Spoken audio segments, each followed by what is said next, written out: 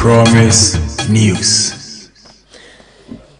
You may have them actually na Equamada Wama Yeba Abesom and some no Adoson and Eba na a niece Media Sakura. Mraso a few much, I mean, Speaker of Parliament. Mraso with your former Kumakun Nine Kunya or Butuno. Aba wusem biasi ni nyina ne se commercial car yi bi sprinter bus akotwia fa school ni akwala bi sumfie nkono ba ama watwa na nanom nse jifu atimo kwanso yese abofra bia wadi mfie nwotwe wakum ni nua wadi mfie edu wadi ni papa tu yadi nchirimu ba oba bi ya ye friend Adam Sadat wo asena wisam ofimfim mantamu wo se aposifo mpanimfo ya IGP2 omunya hwehwemu mfa eye police ni bi yo wa wisam atwitwa sama ode na fam na nso mara ni no Mambenda da John Dramani mama na kase no chirim se na dan kwakufu ado wo penadodo ojai na de ono mambenda da John mama wo ka fa free ase chese ho no wo betena se NDC amanyokuo esi abato commission hyehyɛ ya wayɛ sa Memphis Central de wo gina aprema hye bedwa akonnwa ma wo modwa na Jan Kujo omo mane contest no osi we ya ɛyɛ otan hunu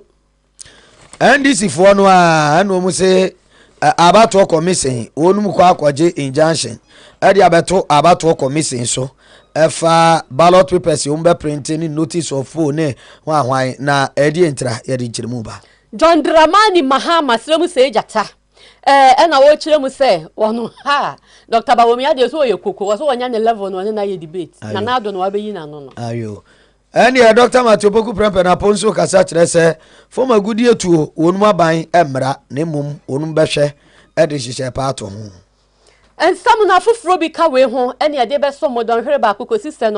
no so bebo wo ye kasa fidie so ene eye ya wada ehin me bosome de tosu dunson e wo mfie mpenu ne aduonu enan emu na ye kanfo 3p garlic mixture e de amount 3p garlic mixture sa garlic aduro papa piwak herbal e de aba na e boost immune system ni titan bia wo ahode yare basabasa de wonya de aba yare bi kwasa ono num 3p yi bia na sa siesie afichikom kama de amount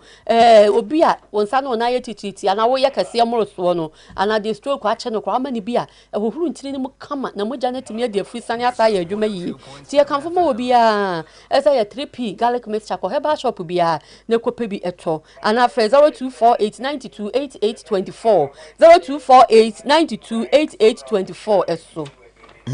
Bosha bankani e papa ti bomodi na bra beji bi baabi ade ko bia afia odo mu enwuma odo mu atran ya odo mu so da odo mu eni nyumaku odo mu ye pa cha bomodi na bra beji enkani papa ewo bosha ba enchen ye ba jo se ubo pm ewo bosha ba enchen ya enkani a ye de ma wono eni ese chandeliers corner light wall light gate light garden light CCTV cables ne cameras ne digital video recorders ne mapa ni nyina ebi ewo bosha ba enchen hanom sanso a ana electrical cables no pure copper ye ba cho bomodi na bra beji bi wa wokọ wiring ewo afia hodo mu ne bia hodo bomodi na oba ebebeje ne mapa boche ba nchene a ebeboa pa na ye wokumase adum pizza tantiata akofo dan no na afi WhatsApp ye kira kwa kete Dubai so ani mu hwe ye wo hono na oba bepim boche ba plaza yeah, Wesley Methodist in the Central Prison roundabout Iswa and Oba Wipe TV, Wipe FM, Promise TV, Promise FM Daimu, Yonia Papa ya amount number no 0536 095966 0536 095966 aso na abefrega number bia wo bia bomodin na fa wudi usika mane untimi ma ye de niema no ebesuma na waje wadie ya yesomo anwumre eye me Maame Afia Nyarko papa bi me na me bra Wofa Atta Frimpong samno ni nkyere musie siti ye nhwai na yemfa emamo na ye firi samno ase na ye de amamo a ene na mrase odwafiem encha akura kirese ya pepe nso akeka niam abomu na ne Emmanuel Duro te de ten wanya odi asoma am ye de aba ana asemba tan ye damra se dwafiem wonu apronso owura KaseƐ ato force NDC amanyoku no ana sabre no wonum na na edom kuma wonum ba no dani na wode ato prono so se ensem ba akum yenu bi nti brashe odwafie ma chamene speaker of parliament wo moden na brashe odwafo ma akomako enan wonum enkonwa yemutubutu no kwasi brumba ka protocol no ye declare no vacant ejere se edam pan obia enteso na ene enkonwa no ononyamfo Peter ya okwache aka amenfi mfimfini abato mpesuaso afi ononyamfo Andrew siama amwako siama wonso fomana asante mantemu afi ononyamfo kojo asante suhum abato mpesuaso mrache dwani ana Maame Cynthia Mamle Morrison wonso agona atoye abato mpesuaso mrache dwani sa nipa nani wonum enkonwa yenkasa dampan obi ante so na entrase no ne sen sa dipa na yabobo wonum edin emu baako ana ye NDC amanyuku no emra hyebedwani ijese ye amanfinfinfiri honom emra hyebedwani no wono ana NDC amanyuku no dinimu ana omra hyebedwafie mu honom ye wononyamfo ya akwache aka afei woni aka ne de wononyamfo Andrew amwakwasi ama ane ye Maame Cynthia Mamle Morrison ana afei wononyamfo kodwa asantenom de wonu ye NPP mra hyebedwafo na senti akoba ne saa no wonum no aye woni a wonum de content crodin ene ko ya amrashe odwafie mu no eso mu wo se content crom ko se content cro na nanu a primary si ko so ni ade no wonum akwa priamanyuku ahodo anyi mu abato primary si enti afia ba ye be kwa akoto no the zone onyafo Andrew amakwasi ama say 2020 oko independent candidate na wawene ya wode ko kan MPP fo ho na afia ba ye koto oko NPP primary si wawene ye no nti wobeko NPP amanyuku no edirimu wa afia bato mu saa ana suhum abato mbesu aso mrashe dwani onyafo ya santen so de ye Maame Cynthia Mamle Morrison no ani adia na NDC mrashe dwani so saa anti na yewura KaseÄ atofo senkyere sei wonu honum se amanyuku bia na se content crofo anu ma sa da omu ho akọ amanyuku afromu ekọ akọpra bato nti ondi brane mu mfanto mrashe dwafie no na speaker of parliament transe o se han wajitum nti saa nipa na mrashe dwafo nani wonu makonwa ebutubutu no nti akoba ne sei no ne nsunso aso ne se NPP sungoguru kwa amanyuku no sei wonu ma ba ye dom kuma minority in parliament ana NDC ababe dom kuni majority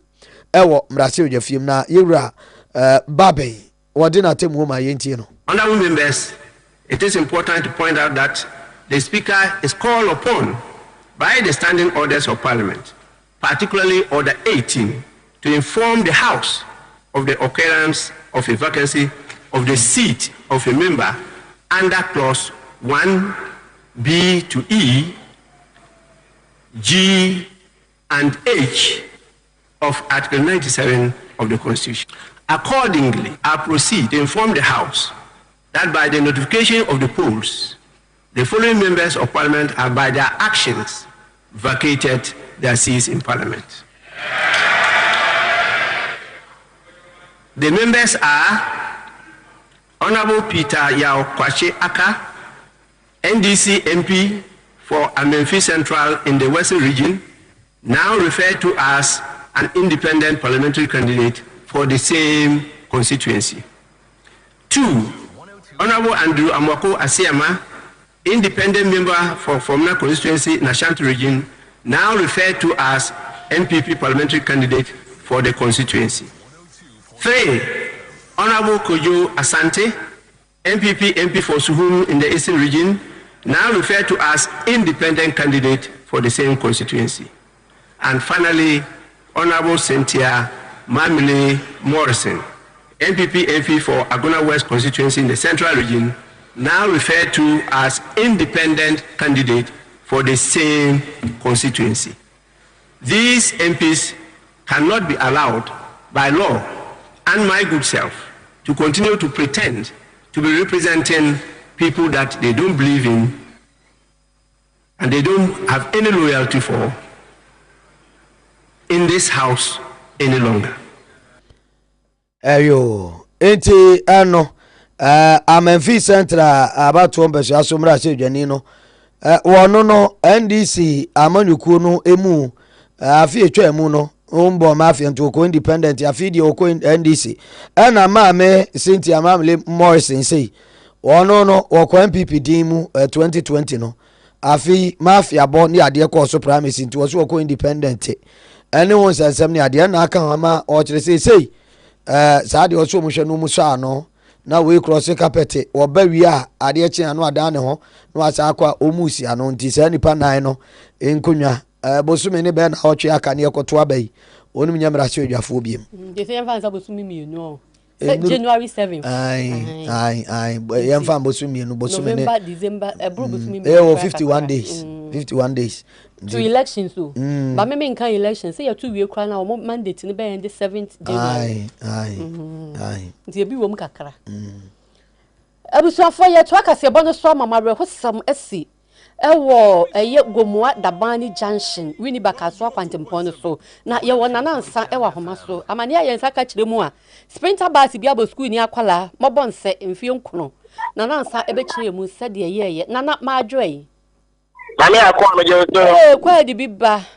na eba sen emu nkomo nyina ne sen yo me da se me ni san chia etie kona te for wade ber wo hwe na wo si promise ende ni be ni na mpo mo pie mu awo gomu wada benin oye ko no gomu wa east awo fin manto mo wini ba ne kaso afantempo no so awona saa yo ho sami tete esi ye awo me no tete nya abofra ayefa ni Emmanuel Tuju wonya mfi no nko 9 years opening kwa de awo university of high specialist hospital ono afutu mansenimo ina ne test center back are teaching number ye GN 3309-22 etumi abo abrand etumi abo bokwe ya ona meto o ma cheke abofre wa akwa pie mo wa efa be ho na ebe na ne te abofre akọ school ewo ofene bi ono ewo pete mo na mo amon pete mi dinu ebe tuja na wapo school na leba no after school no road in the side abokọ so kwan sana awo ko di school mo na mo ani ntino in this step ni na cheke na onam eto wapo school a waleba wo be fi Penino across the corner, instead of town about China or near Colacatena, Joquan, one of Dinka,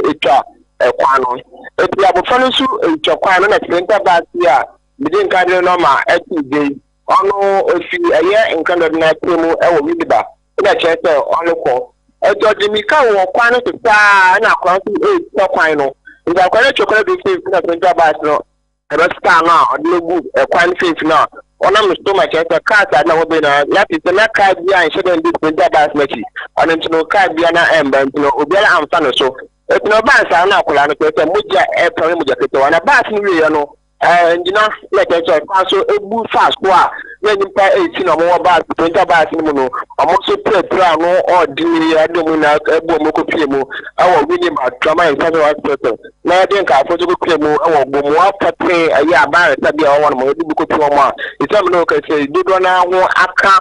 prepare no de ya mogutu eja ehwe empempen dia obiara infiri mu ne ye ntse say akora na aka no bo no watuli mu eti asama chese awo agum wada beni junction and there be action here ATF you man no kuju okwo school or offline school be wada beni awa post school ku be no data bas bi abasa no bu kwa no to ataso emu no atacho na nimpa do our 28 na more bas no no mo prepare no de agum wada beni junction na school no omuni traffic water bia or hesa wade nkola betwa ma bro ma pon school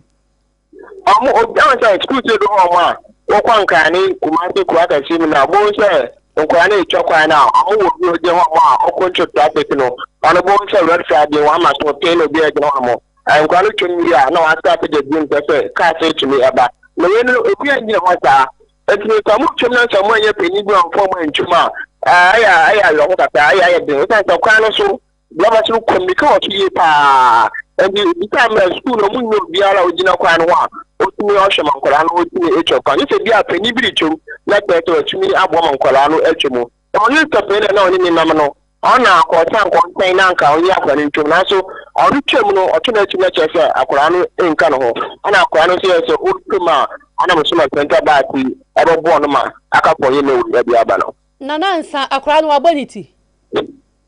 ele han tonka akora be ma no aboniti Ocho akwa no mboni ti. Omo I'm not sure my people no more back no na. E se mo pe na mo paper no bi. Akwa no bi antumi enya no picture. Ya pemba. Nto mo se akwa no wanya ne kwa didi ma na. Akwa no wi o da one person mo bi o don na check no egre. Yo. Nana money adwuma. No da sini. Nana nsa eto nkra finfinfin mantam ne nkran. Mpotamo ne mayen enti we gomua dabani junction kaso wi ni bakwantempo no so nkwanhia asi wo ho seka akwọbọ akora ne wiye na sama so cho bubu afaso a amọmọ mutitim so aprepre nipa du nwotwe a wo so gu aya sabia na doctor fo gina wo so ententen emu ama ne bo na nsa de amayen yo yanko adwufu atimokwa vivini manto amu ane da so wi asemo abofra wadi fisi anwotwe waboni nua wadi mfinishia dutuo hey wakuno na amanbo no kiremu a asem yesiesi ewo twifu ahire na etete ese abofra no wonum papa tuo na se agro no wadi dio senso sesenyo ya wato de akum ni nua pani a wadi mfinishia du yeko na yenua Thomas opon ensemi wama ye nkiremu se a esi koba apote bema pon Mina bema we dia ya no aseso age eso na twifu asire asemu asie dia nyame anim ba ne sai mina bema sani awo kan sabe pepe na se udu ani kirem awo twifu atemokwa ha ne mpeso ba ko ese friend se twifu esire onye fi kayeku onye fi praso anadu nyina se ufi nyina se awo ko kayeku ufi kayeku awo kodoko esire shell na to no nya edu wono mo ano na de tenyina se andra na nya nte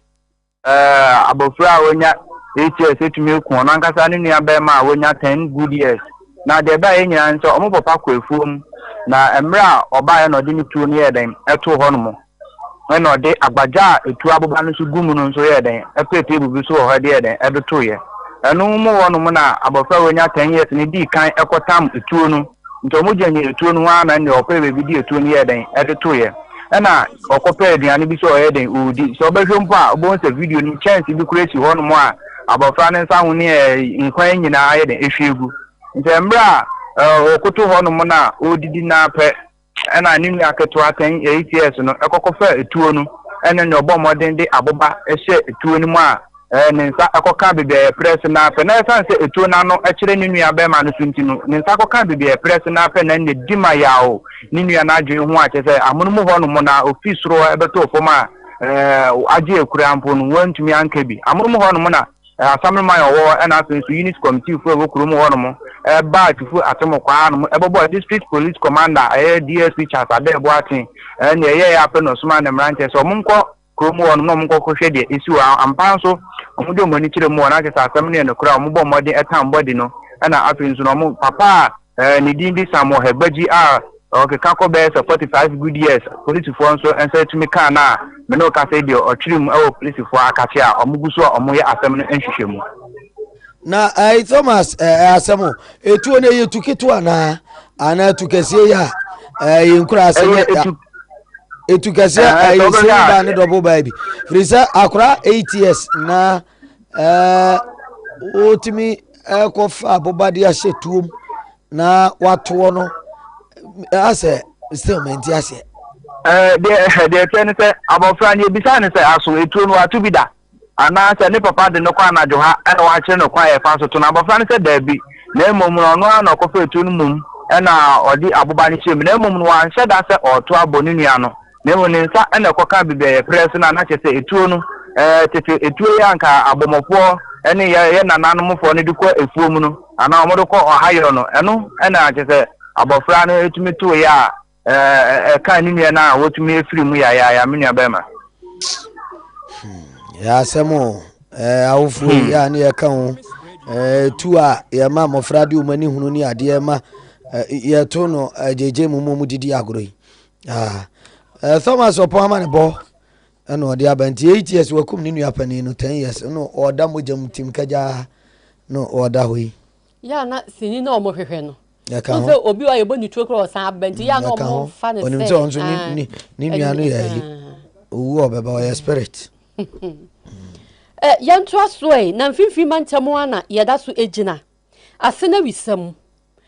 oba bia efre Adama Sadat oton wele anasa kahuru wose apolisifoɔ bi de mrasha won sam ya ne ma ensem fatakra nti obesre IGP ne mpanimfoɔ sɛ saafo no omomfa mra kwan so Teacher Inspector Frank ya ono wa wisam police station na sɛ wunyina ne sɛ wotene baabi ena wo ye ne wele ho adwuma anasa kahuru ho adwuma akoton apolisifoɔ atwam na police ne ka asama na ahometintie gya na bufuo kakra ma ye sɛ woni ne yiyi de ohun ya sɛ apolisifoɔ nka ye ka no ho ni nyina abɛka ho na ye ne nwanwa esa asa mra ni wo munti de wo pɛ no wo ye ene ne ka ho nti we de IGP nsɔre na wo mamra enye adwuma me store ewo mantembia e ben police station na ye start in cheye nti endra ete wono mo yetwitwi wele hu sana CID friend Master Frank obaye o ka se wele ne bom ade ntina moton ade kankan wa hasa yen so bi nka bi sa nchele yeda nti o kana ka se Master Frank ade na kasa sana fioko no ho a fioko okra wele ne bom te se wase tie ma kasakasa baaye na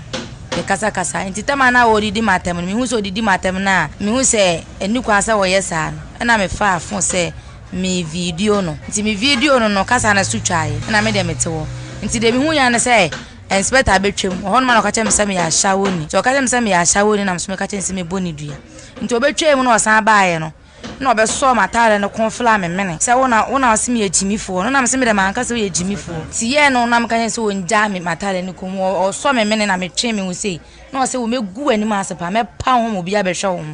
pe no tse matale no ntimi ye se me koto wonu makata me ho pe Master Frank CID ni ne friend Frank no ba ye no de aba na be hwa matimi enu nti ato anse na me ntimi enhome na me koto wonu ma nti no san de be twa me na police ni koto no ne friend planes no o patapata o muso munjai nti me na me fa moto na me call police station nti e call no mama police report no say ye mfa nko hospital nti me call na mpa so mu di adanse se wa bome na ade chi ne san bai ye baaye no ye te wono no mo chiro ya no asem ye ye titi station wono ma na CID ni ehu no nti e je no be fle ka che se ye nko no mo so mo ko chiro ma no asem aba nti ono ni mbra mo be chiro ma no asem na aba nti da bi o be chiro ma no asem aba bia no o mo be fle ye ma ya ba o ma anse me da se nde anase wo chena Adama Sadat amane bo no na police ni jo ka che obi se kele ni wele ni bo te se na se warida o se IGP mira munti amane bo ni nya na sen awisem yanko yani ma sentiment tem na ya ba be pie ni adu bi ase adanse na performance ni mu amane bo kire mu asubra ne ye jagu ye kan ho bi ama adwerifo sa abre ka se ni o mabo kapa ane san kire se ensuo atwi afade wonum atienti ese ne pharmacy bi wo obeko na para ne bi ko ahona bom na kire se ne adane ayi no tonic na namsuya ni na won ye tonku ne nso anso ensuo twa na etwe kro ne bo decoration kra de se tam ane sense mebre na wonum kire mu se sobo ne ntanse nyina wonum ade bo panifo ye opotam ane san protocol se womu se poor drainage system kwan e be fa so na se ensuo to a ensuo atimi atene akone ade kire se enhya da anye papa ena ama abre bia ensuo tope na wonum eda enyadiem yenti ensuo na etoye no etokese na gata na eda ADB eni ekuya se wamu animu ho no eye gata na nka covet mienu na na edemu ba omu ye kwan no akire die yi eno mai covet no one nti se nsuo no to na se etokese mani busu a entimi enkogota na ebu afaso wo kwan no ebu faso a na ni nyina ba begu ye store ha nti enam se na etokese nti ni nyina ba be ra ye store ha ma adofo ne beboa ma yesesa ya fe na yesiesi ha eya ade etesi esi be 2 years ni ekura ma yeko district assembly ho yeko hwehwe engineer yeko DC ho ena ye de kotu wo manim se ni a etie no yesra omomu a nka omoma boa yen na se ye betimi di covet no ba kwa ka ho ama na ye mienu a se be ya se nsuo no tokesi a emu faso a ye nante ho anen so enya ade a etimi ye adwuma nihu ebise ebu faso prekope ene nsuo no na ye ni na se ebeto dendenden sa nti prekope ni ehu ya ne se ebu afaso nti ye niam bebre de asa enuro no bebre ebu nsuo ma afi na ye yi na ni aye pepa ho ebe yi ni apepa ni enye yi de tu na ye bekwa akotu adugo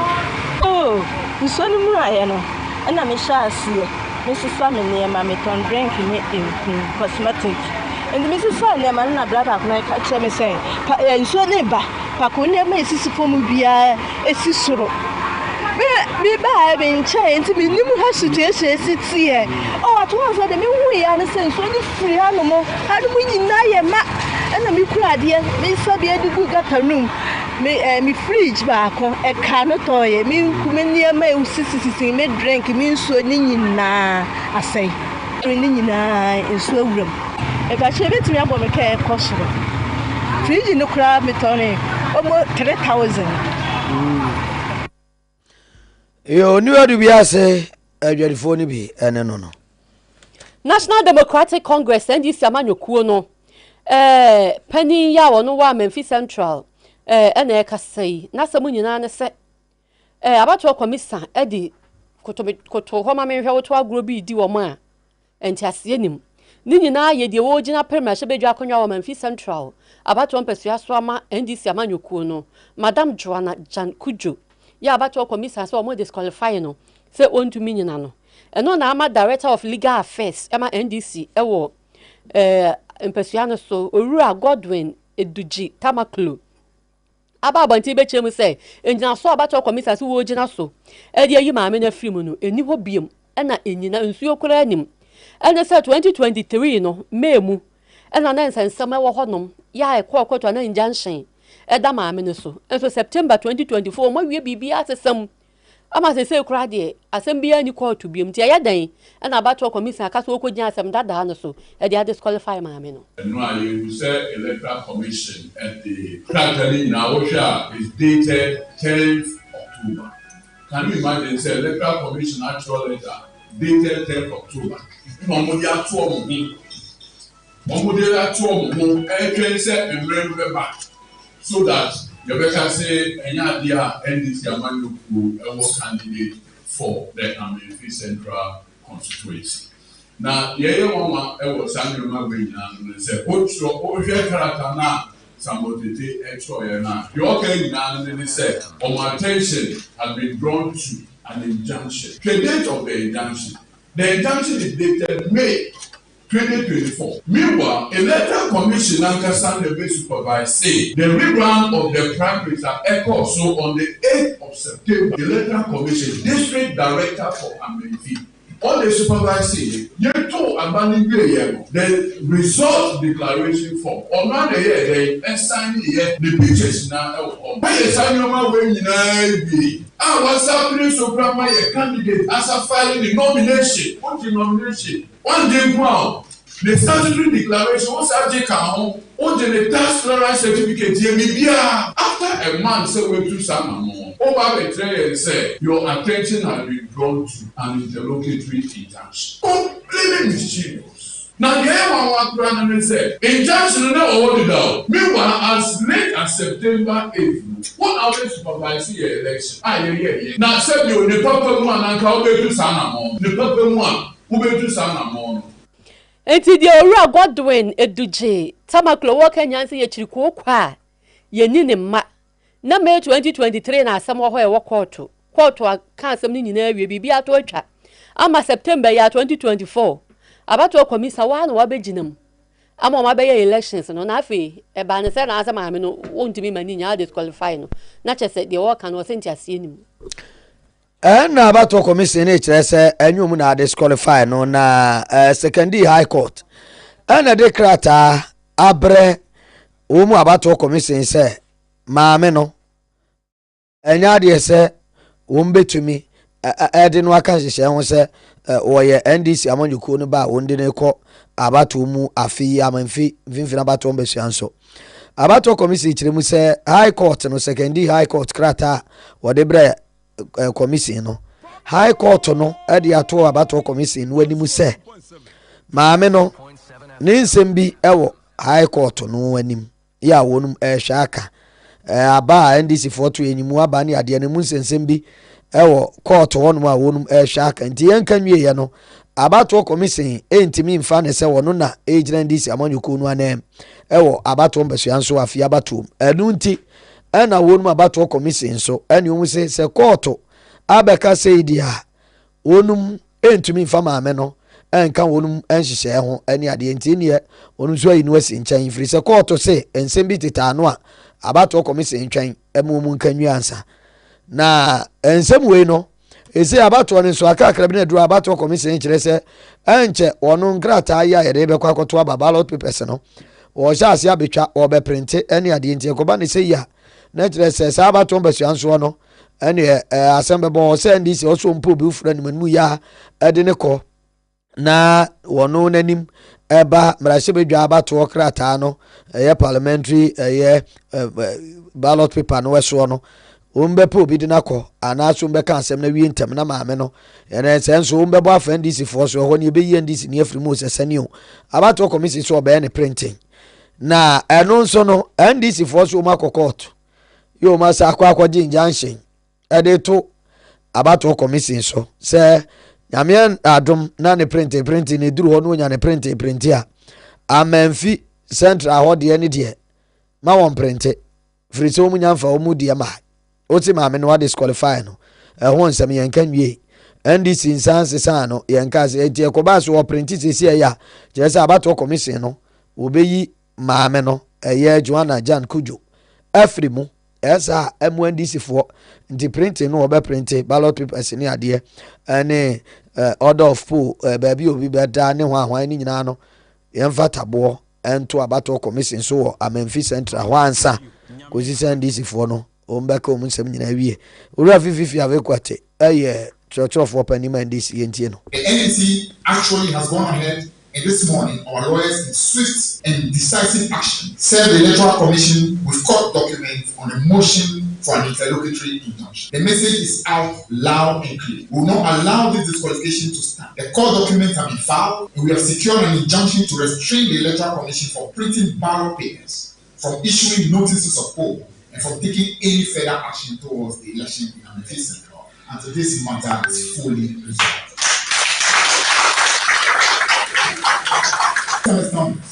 The court battle is only one front in this war. We are not stopping them. The NDC is mobilizing, and our supporters across the country are ready to rise up in defense of democracy. We will not allow this injustice to pass. The people of Maame Afia Central will not be silenced. NDC amanyoko no mamu nyina won twofo pani won onyafo fi avekwate ana yateneni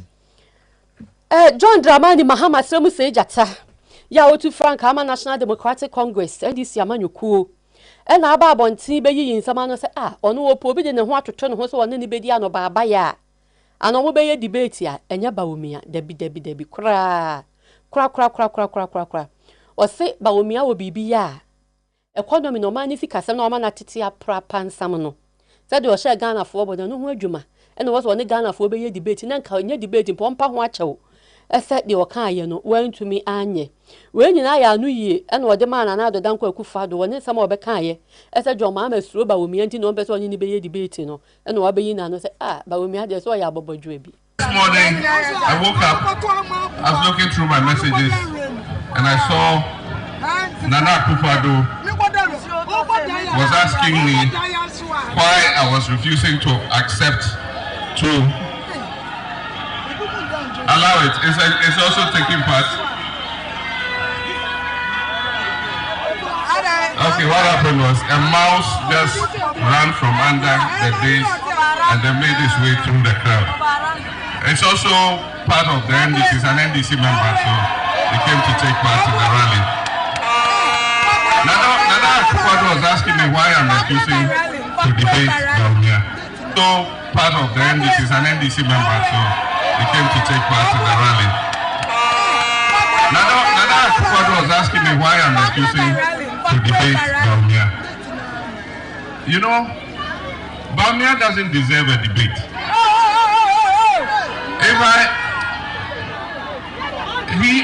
losing this election, I will not elevate him to my level and go and sit and debate him.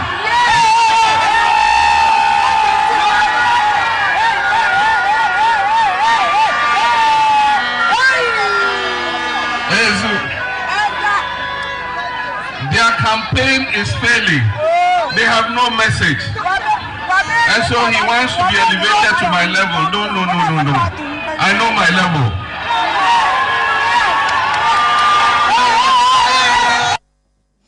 And yeah, no. Was it MPP for no? Our campaign failing to honor. You know, was already a sempa na bo 24-hour economy. Hama. What na dia sempa was it say? What about me? Abe debater. Not just say. And no quite so cry no. And another do about me abe exposing no. Obama na da pa daddy. And no engineer Shoni anu ye. And Mahama de ama nanadu. John Jata. No my level. Na no what I say. Na dan kwa kufuado openado do nyada. Na say na dan kwa kufuado jai na. Wobetene nsem a wo ka say. Ene say na sentem na ampani na dan kwa kufuado de nsem betu dwa wo kire mu say. Nyame ani mampenda da dwoma ma wo yobi a free SHS untimi fansha nensa. Rise area obekula paase no wobese no na won se da ni gina bre pote e wo free SHS ho ene wo kan wei ekira no akan wei ekira nti se da hunu ba bi ogina so ofo aso ne ade na mampenda da dwoma ma ne nto abomu wankran ningo pram eno wo se niam mienu sa na adan kwakufu ado opena na obejai na afei wate di ono mampenda da dwoma ma o kan fa free SHS ho eye ana se bia na adan kwakufu ado ni o manmu o sise mampani na adan kwakufu ado jai na dia ensemu a wo kan fa free SHS hu nyina na adan kwakufu ado beti ase. On my policy on free SHS, again, he's not in this country or he has been sleeping, because I have made it clear that there are implementational problems with the free SHS. One, there's no dedicated funding. Two, parents are not happy with the double track. Three, the quality of food the children are giving is not good. And so I've said that NDC is going to come and fix these three things. One, we're going to corral part of our oil revenues into a dedicated fund, and that fund will be used to finance the free SHS. That's number one. Number two, we're going to fast track the completion of our educational infrastructure so that we can ease the congestion in the schools, employ more teachers, and allow all our children to go to school at the same time instead of going on a traffic light. And Nana Akufo-Addo, three, I said I'll change your centralized feeding system. I'm going to decentralize the feeding of our children in secondary school. The money is going to go directly to their schools, and their schools will be responsible for procuring the food to feed the children in order that the food will be better quality. If you are listening to me, that is our position on free SHS. Mampenda da joma mani nsembia wakan ye bi na yede amamoi. Na ewa ujina ho nso ade nsem foforo to dwa na wo kire se adawroma won de ne wo kan nyina nse nye de hia ne se mampani sudie kase de asa ne nsa won hwe no kan ho asem titiri se de da Ghana fo akoma so pa ye tete yen galamsey sensem eno won hwe nka. President Akufo-Addo said I should come out clearly on Galamsey. It looks like he doesn't live in this country, because I've commented on Galamsey over and over again. The Ministry of Energy and Natural Resources gave political leaders the platform to outline their policy on small-scale mining. And for a whole hour, I outlined our policy. After that, there was questions and answers for 2 hours. We're there for 3 hours. So he should just tell his Flagstaff House media to get him the tape of what I said at the Ministry of Energy and Natural Resources. Recently, when I met the clergymen, the Christian community, a part of my speech and the questions and answers was again on Galamsey and small-scale mining. And so, I mean, there's a lot that I've said. It is his responsibility. The people of Ghana elected him. He is currently the president of Ghana. And it is his responsibility to deal with Galamsey now. I know that after 7 January 2025, when Ghanaians have voted for me, I will take that responsibility and we will sort out illegal mining. Yo, JMN Anayati. Alhaji Dr. Mahamadou Bawumia, and so to Frank, my new patriotic party, MPP, Amanyoku. And I want to know my Ghana Mampeni Abediachi. Was here when she say Yemuno. A yo bubo so me a ye besim November, and I was me do back when the mono. Or by Yan Shaya Srum Kubia. Or more bell lunch, a bear for quantum point and tiny be a bebwama or more or my yanium to 4, or Madu or Madrin Swiss, I near Tete Sanomnis, Nina Kamunan, or Maba Bomonium or platform, or Ghana Heya, Nasikai Church Mono etimi akosoro. And watch him with a weno, a bayer gum musica, and gum roof winning na ya producers a cajon, or more ayen to ye, ayen shaya kama, edia taya chira. Sikakuma bia, and could be Bonoma Winyano, and I'm shaya you so Ghana Heya near Boninti. Ya a bearfoot quantum pong, and shaya so mobe yanofo frono, ama nipanisika ebeconim. In terms of dealing with international commerce, PayPal, for example, we don't have access to PayPal. And many content creators, I've heard, have even got monies locked up in PayPal. And when you use PayPal,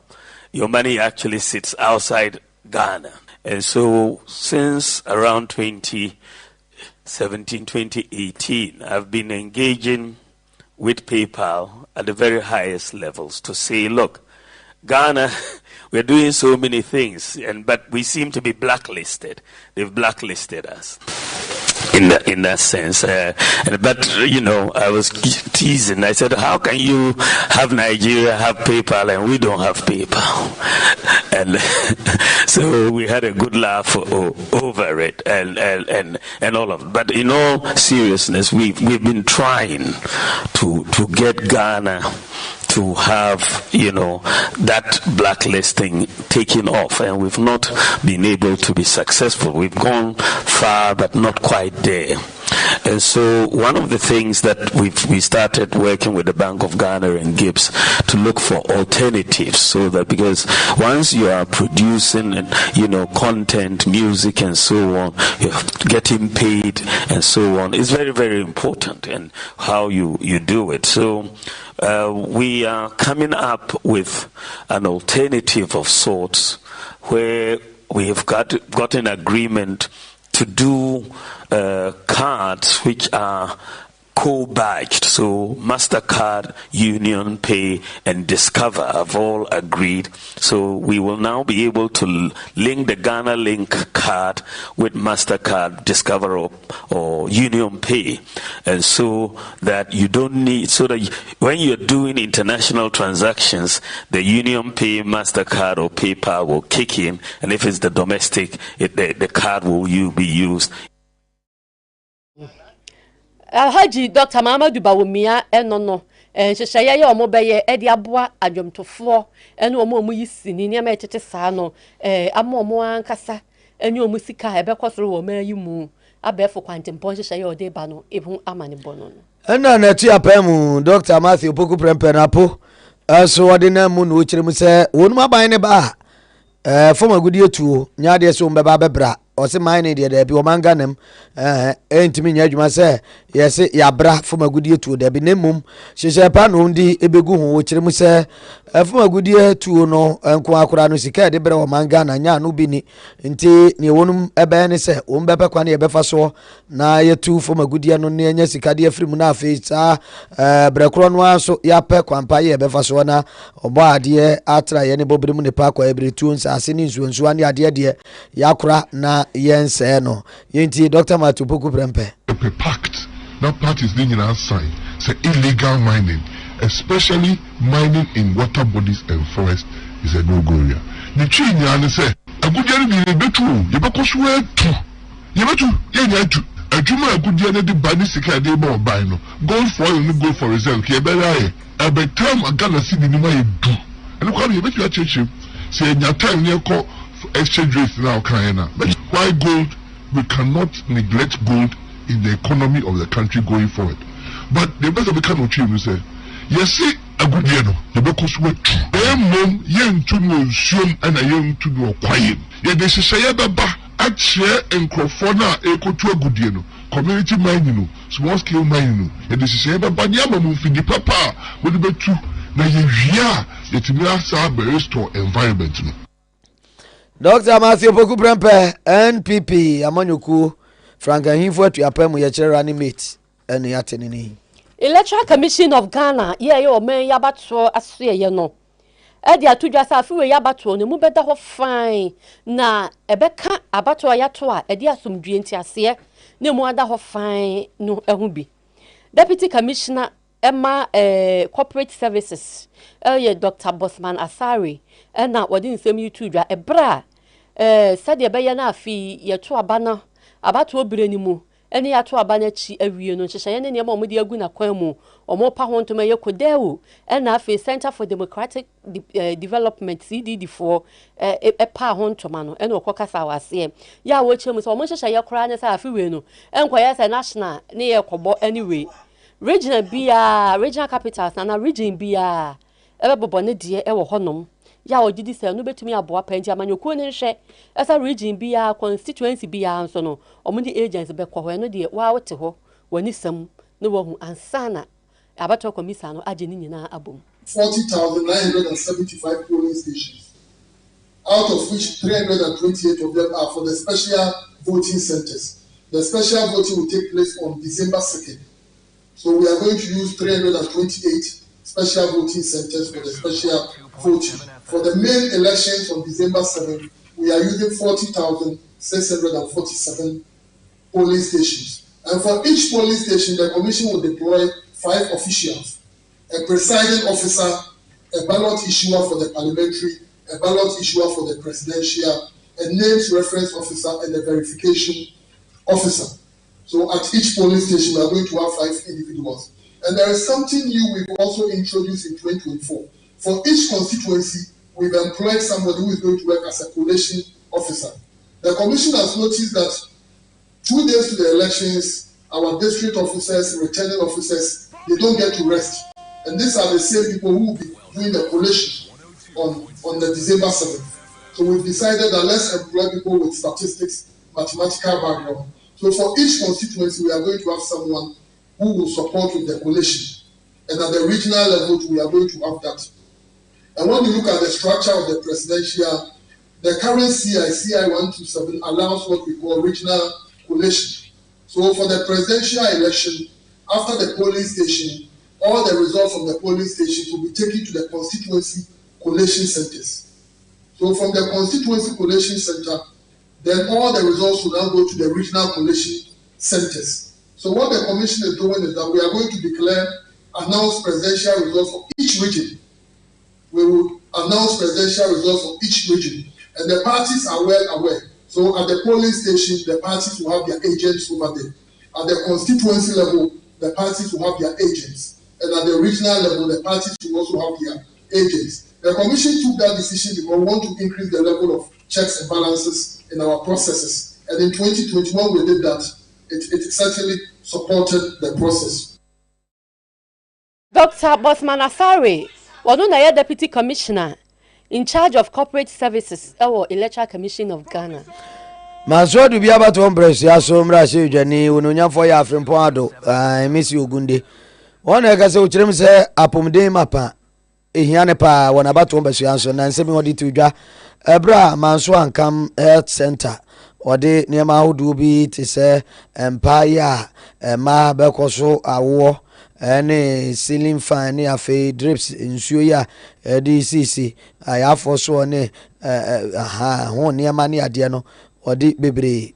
ekoye na odi kokoma mpanifo a wonum ehwe manso ankam health center eso se wonum anyimfa hwe ne manfo apomden ensem emuma no ejame egu abanso doso abantumi ye nyina enti ye MPs no akonya ya omde mayen na yetimi bua enkronkro no so no mpuntuo mu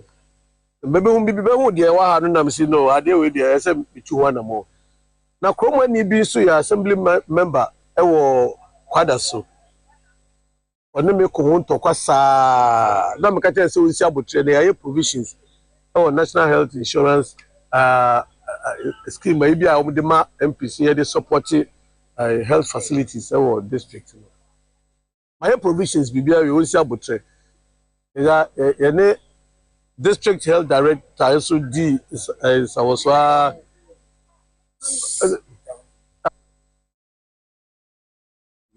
yo na kwankyerɛfoɔ wɔ apɔmdise mu manso adu bia ononyamfoɔ ovosukwabi na sas yɛntie ɔgye nneɛma nsɛm a ɔde to dwa otwe yɛ mpɔase sɛ ankam ayasabea na abɛda MP akoma so na otumi aboa ɔmo nneɛma yi na sɛnye wɔ mo a anka ha sɛ no obi kom bɛmpa baabi obɛdempo na ɛden bikom no ɛba mu so bɛwo a baabi a ɛmpampo ne kɛse na ɛden tino megyina apɔmdenfo anim ada MP ase na ɛka ba akon wanka empa yɛde bɛ mate sɛ bɛto empa no so no ɛno so ɛka ho yo na ankamene nana kwantwi ampoma ni e wogira ne manfo anam ɛka yɛntie bi ade di kan meda okodi aponya kopos so ade ade chie fefe ache na anade yene MP Ogunde Deputy Minister of Agri. Now, what is Japanese Sumbui? I don't know by MPP. I bet and come Ghana Health Service. I saw an EP. See any Kaja near that. I have faith. The part judge in answer MPP or more idea. The vampire man say. Only Amansia South, MP. Ubia Kotuman boom. Yo, na kwantwi ampoma manso ankam hene nene ana yete ye no. Yiri yo. Ai ozai. MTN adwumakuo no, MTN Ghana Foundation, wone Martha Inspires Foundation to KaseƐ. Ene yese tamale kropon mu. Ena onum ekuemi enu aka bomu na onum abomodin ayentete ede ama ema titiru maba wo musi abraboso ne ade sebe no onum atimi anya anisuade hunu na afei daachi a onum epe onum sa atumi aka na George na Asare Fiagbenu senior manager for corporate communications wo MTN Ghana eno o se mani nkuran sa dawroma onum koso anso ada ya akese onfa nisuade hunu akese nsisi onum ani so anya mpere wanyin eni ade na ekokoba ne sa na bre wabrabo asia ne sa o to da atwe akene nti one day waka kire man say nei entra wonum na nya se me yoba ye den abema bi na beba be wa me no abo me ho kantim mo bra ne wa hwan bomodin fa nisuade hunu esi wani so wose niam a wonum ekire ye no ene abefo nimde ye internet won sensem ene ade na wonum ema wonum titie wo mu a sanso a na abefo kwante boso kwani abefa so na ene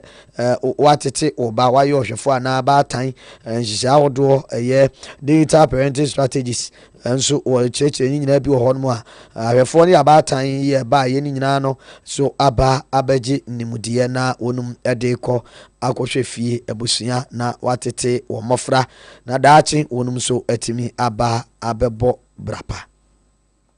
yakwa homa so ye ne Reverend Collins Bonsu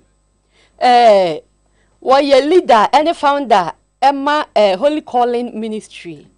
and principal Emma Purpose Discovery Foundation College PDF College ya ewo adum nana ye kasa anade obecheche ye ne fani pase de wo hu ho efa eno kire obobre ene ne abetumi aye nana ne ye beginam self esteem ne ye kana na de low self esteem na che so bi bu ne ho abomfia no esunsanso ya ewo so ene ekwan abefa so a obetumi ye di so Councillor Kofi Bonsu Collins Madwe Ejo so obasi atabi akosi angantwie na bibia boko na ko fa ni boko enti yaka low self esteem anaso obi bu ne ho abomfia eno kora ne se de na be mu obi ehu se wono sa ata bia no wom yo mafia mamintia ayofo nyina o Promise TV ne o wotie o Promise Radio 102.7 kwasam ne se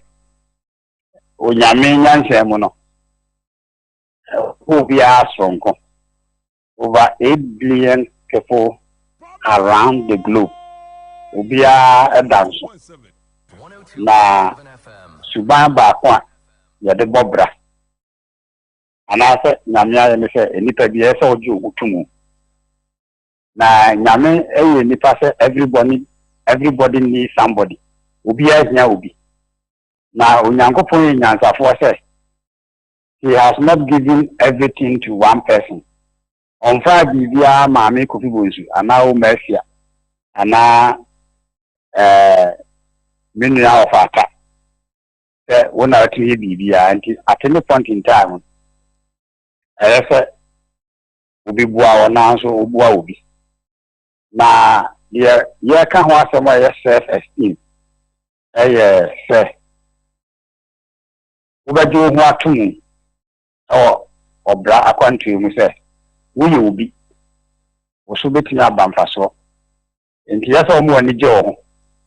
enti ya ka so obi wo self esteem and also obi wo high self esteem ani pa no onim say onim emfaso a won so wo je me ho tum o feel good na oje ne hudi yes oje ne hudi onim say obetumi aye say on na man ka bro from na bo am kaka like if you have high self-esteem it means that you like yourself, you respect yourself, you value yourself, and you feel good about yourself. So, when the Joe, and I didn't hear, I will be a develop high self-esteem. Yes, sir, will be any no too. One you know, one can have someone. Sabi anonso what they call afofroso. Also nyame aboye say obi ada obi we are interdependent. Nti so a will lose self esteem ni say nipa na wono a wonyine hu ni won pene ho asem wo mu no ho wonyine hu ntum afi so won feel good about him or herself. Counselor Jina Hamame on penny ho asem no clarify no my ha so obi won say you pass some no onye you ever find yes I like but the one chin huntum e one yin huntum so so on say e ka so pu bi asem you like somebody and affection I'm talking about affection so one yin huntum enti Ebasa na Mafia aware nsunsu aso ba kwa ewo mu pa yese tell pa we no obi a onyene huntumu obi a onpe na ho asem say like he doesn't or she doesn't like herself or himself no aware ni bi dia ne yiri bi amane bia so ye be mama o low self esteem wa we doni baka so ye overly critical o make hasty conclusion why the mind na clouded say one on empana ho asem nti no wonim so bi empana asem one on say no so nim faso nti no wonim sa na obi anso nim faso enti o ma se tena ya oni no adwuma mu a on say especially senka ne capacity nti wo ye supervisor. The capacity na amana be supervisor mercy back ono a wonyene huni it is also na say na wo di hu dia wo hu ye se bia ma ofesa wo hawa adwene o de ko na me asore mu nso a obi a wo low self esteem no once you to say akwa asore you must belong to a department say bia women ministry men's ministry ana young people. So baby am ho de hu be shemu bi ema wono so wa ye conclusion say aso no so ye yidama obi am pa na asem enti saa wono a me hu no so won pe no ho asem na enti obi am pa na asem wono a hu no so me so nim fa so enti woni san krofo fi se me so nim fa so enti eye adua e ha adwen papa enti na ene platform kesi so Yakase obi a wo he no tie one do self examination uno say o self wealth o self esteem o self confidence at say na yen hwe kwan a obefa so obetimi abode positive or high self esteem because say uni won so mo obo na uni ohuni na on pe ho asemo a untimi ni pantna na since aso kese an say obi o low self esteem dia no just oni ni partner nyi if it's a tempia no be pass mama tempia na ninye di obeya mani bia enso nani enye ne fe inferiority complex how mo yes so obu wa bon fiana ebi nka ma fi so oji obi ohutum se nyame abo sonko o se nyame asam se yin ha wonderfully made yes made enti obia e wo di obetimi aye enti hunu nia obetimi aye na associate yourself with positive people. Connect to positive people. If I hope one crop for womusu baby womu who faso. Na tembiano entertain positive thought. One kasama. Eso shaba ejune papa. Efa so aware no aware. Eso wo ju hutu se. So ye bema eso timi ju hutu se wo ye no. Na opo asem tin o ma aware no wo yo oba so timi ju hutu se be ma aware no wa na opo ntia obi o low self esteem no fi anim se obetimi abusa so yo oba obetimi abusa ne kun se kofi mi pese busa ntime na peme pa ma aware me so the time bia no so the self doubt so the time bia wo gingin na maybe am feeling fast wa na just won feel good. If you now don't feel good, no come and try on to now feel good. It is Utimia. As I know any joy. So when you will be happy. Not every say, baby will know a bit me. So find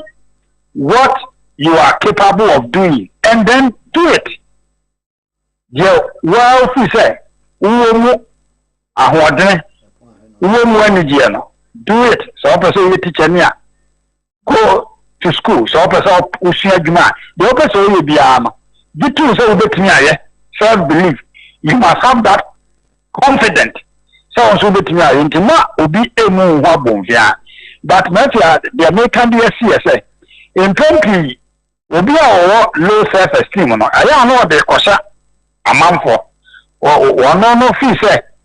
yana yehu se nesum faso. One fee say, Yama Yam Kanasem. One fee say,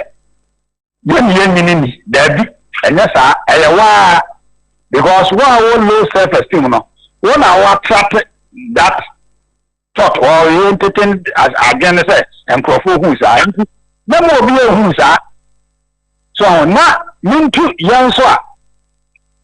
you're over high self esteem. The ultimate Yanso. Also, so. So they say, I do want to mean and now job was so between I also a force self esteem to say, once on a doing to mean and no pretend. And yourself proper self examination. If you do this short analysis, you must assess yourself in terms of your strength, what you are good at, in terms of your weakness, what you are not good at, then you identify or you attract people who can help you overcome your weakness. So the measure as an American say, Nyamia say, at any point in time, everybody will need somebody. Sanu Nyamia no ubia no ha na also makwankro. Counselor, but see iposo ha na me fa asem bi mrem. Ansa na abeto aso ya o mutaka bibi se nkrofo eta tena nkrofo nchen no. E wo sa wo ha we pa. Uhwehwe mu chesa. Yes. Because of any panel environment now one. Next when you say Ubi Aquana say Ometani fee kama the mansion. Any panel say own to me because one is a war. Into one woman cross 40 no sometimes ayana abushafo no kra no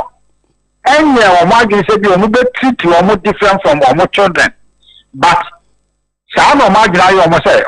o mo de o ma ba so o mu be som into o mu ankasa no o ma bo o mu ho abom bia o mu ketwe o mu enti not just low self esteem no sometimes no wow once weakness of all of us and only also any bar also based on your environment baby a too free tell be a make us madam for be a or tna class ya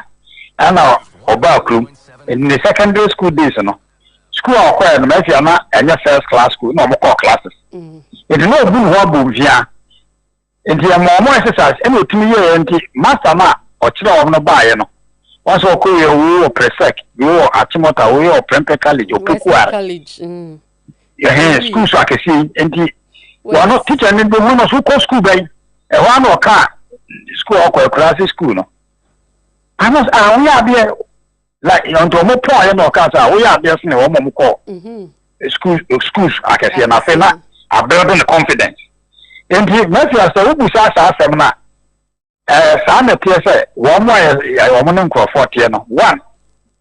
ebetimi abasa awofo na no ena ebu abonfia ebetimi nso abasa wa na ofise council atesa asama wo kaminim so for penny pair bi so what if that would this of in your share space o pure her was nko for be no yi so enti na ti ade ba ko ebetimi ayabua enkofo mo low self esteem yese so we no bishia na office the background ba bi o free that nti wo bu no ho abonfia ho yesa o picking up so akoya aware mpo once I mini aba bi tie me wo hia abrantie bi a na fianka open asem otewa so otenase wo betimi pra se ni mu bat asa wo bu no ho abonfia ho ni so on deserve but yesa otimi bua no yesa otimi bua no so da bi kra to deserve me nti yam wan krofo a wo mu bu wo mu ho abonfia no se da bi wo mu so yo bi of our qualify. Over for cameras in wrong. Make I was so qualified. Therefore, the first can you say, Obia, Obun Wabumfia, and a fitna ya, and the Momia Mua, na Safon, or Moon Free or no Moon Jong Huntu. It is a Yamin Samono, Obia, Yamin Kawonumono. No of us or no bit Yamwa Boyo,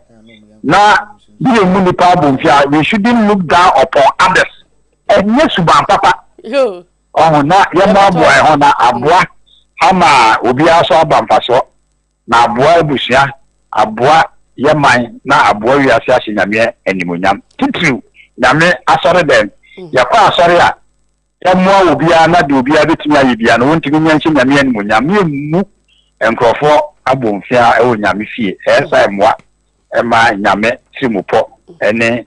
de wode ahye obi emu no intimi mbem yo Reverend that's pa no nche abusia for Reverend Collins Kofi Bonsu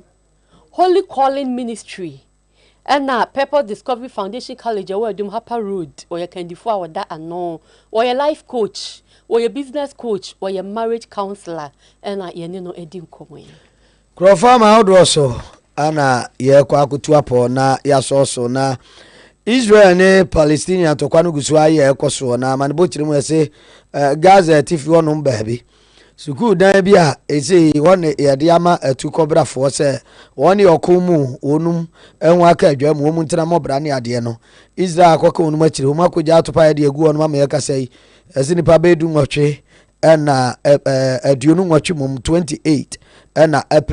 every mu wa hadiosia 160 na wonum prepra na paniya wobo amane ma famu ho onum apom de nsem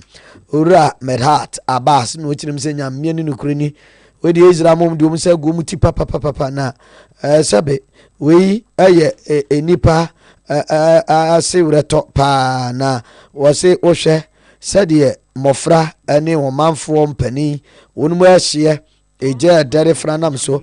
womunya nsuo bi ampo ne ade adum no ne ade na wo hwe se de na eja demu bomb no e dare ya hye ne ade ha adwen papa ya Israel di ewu KaseƐ pa ya demu kwa Nigeria ma mu biom se de no ya bomb amane ese fuel tanker ya na enam wo man no atifia na afọ fam ho no mo baabi eye Kano state ede ko Yobi state mbotamu ekoda ne toye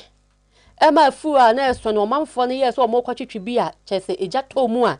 eno na nipa be wa ha aduanan ekọ aduanan so ena na ewu afoforo prepra ne mu amane ya yensa kan chese ne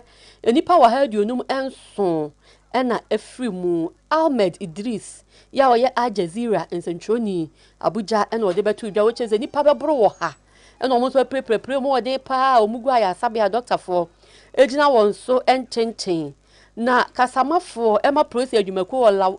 Lawan Shishu Adam ninsame ono so de atudwa ya wo chemu nya ne se areho eche se enya wone a omo hyehye ena omo mu ye ni nyina na yekwatwe fuel no obi a wonam ne baabi ena torencham ne kwoto no na asem ni mu oya ya emu areho pantu omo kan omo bom ya omo ya yi KaseƐ ede ama wo mo ena wachemu ase se de bi mo keka no omo se asem na areho ene se oman ne mu aye den he wo pa ho kura wunhu asem ohia buburo ena fanwa nkasa so wa na ho aye den ni nyina aka ho bi nti ama omanfo no ase frefre kita wo mo ye omunya petrol bi omu kobu a akwafa atorenchemi aba Africa every mantam tanka atia faso unsuru nkwa yankwa Emmanuel Dokoria na semu ai ma ya baba sum ye ana wa pagra da bozige wari asie ntosi nkete ntonso bi tikwe ona obebo ne no de ma MC afada ma wonum so di tu na promise TV ni promise 102.7 onum ai this Maame oba DJ Mo Wofa Atta Frimpong ni meti ni abia Maame Afia Nyarko papa bi Jimmy Cliff executive producer ya kramo adomdom ya ni awocha no pa no nsia ye KaseƐ be so mubiem di sofo Richie de nyompa ebetas